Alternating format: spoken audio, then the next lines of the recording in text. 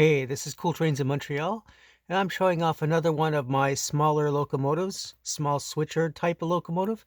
Although this one's not really technically a switcher, it's more of a GP40. So it's in the CN early scheme from the 1961 era. And this locomotive would have been probably purchased new by CN. It would represent something from the 1966 era when these GP40s were brand new. So I really like the paint scheme, and it's a locomotive that I actually have by Bachmann in HO scale when I was younger. I think I've since sold that locomotive, but yeah, this is a representative of the same type of locomotive that I had when I was probably 12 years old. I bought it at Ted's Hobby Shop for like $8. But it was ran really well you know, on my HO scale layout when I was a teenager. Well, younger than that, basically an adolescent. Any case, I found this locomotive probably at Hobby Junction, and I bought it probably before the turn of the century. Now that sounds hilarious, but it's basically before the 2000s. I think I bought this in maybe 97, 98. I don't know. I'm not sure exactly. Anyways, it's a really nice locomotive, and it does run, it's growly, kind of. However, it does run pretty well. I mean, at some point I might want to modify the handrails, maybe make them a little wider. But I mean, it does have some good slow speed. Look at that.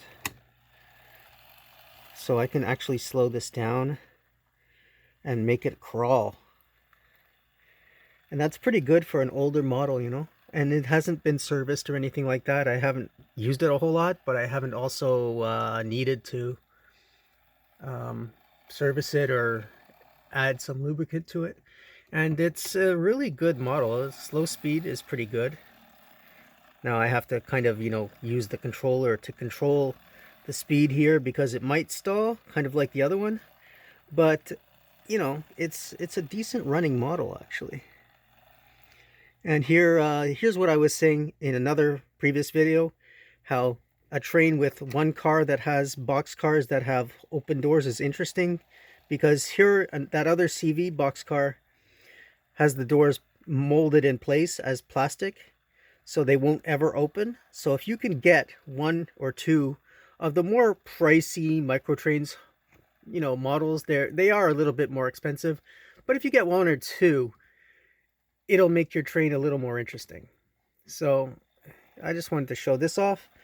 It's an older model, but it's a nice model, and like I said, it's a little bit growly. But even so, it really runs pretty well, and it will run really well with some of my other little locomotives, like those GP9s, which I'll show in a tandem. Yeah, at some point, maybe I'll do that. Let me just move it forward here. Yeah, there we go. So I do have a GP9 on the rails there. Let me see if I can easily extract that. Oh, I have one up here. That's right. So I'll take the other one that I have, put it on the rails. There we are. And let's see how that runs.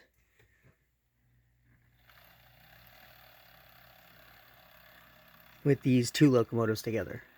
Now they're both Atlas mechanisms, despite the age of the other one. So, like I said, with a little bit of finesse, you can get it to run pretty well. So, there we go.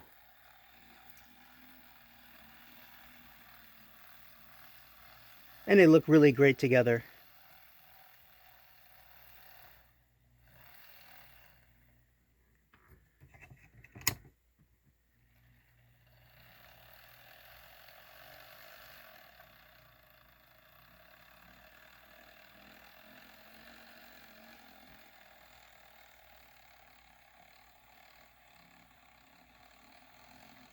Yeah, you can hear that other one growl, really.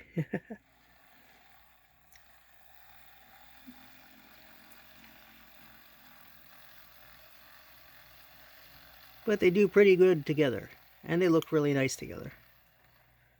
And they're both from basically the same era, where these high hood locomotives would in the zebra stripe would have been around the early 1970s before being rebuilt in the 80s. These high hoods were rebuilt in about 1985 or 6 into the lower hood locomotives. And these, like I said, these older CN locomotives would have been painted up in the 1960s, 66, 67. So a tandem of locomotives like this would be very much at home in the mid 70s, I would say, 75, 76, whatever. But that was kind of like the era of railroading that I'm really interested in, when you had a lot of these smaller class 1 and class 2 locomotives, class 2 railroads rather, and no graffiti on these railroads. Basically, you would be able to see railroads from that era, and the logos would be very clear, and there would be no graffiti on the trains. So if you like what I do, please subscribe to Cool Trains in Montreal. Have a good day.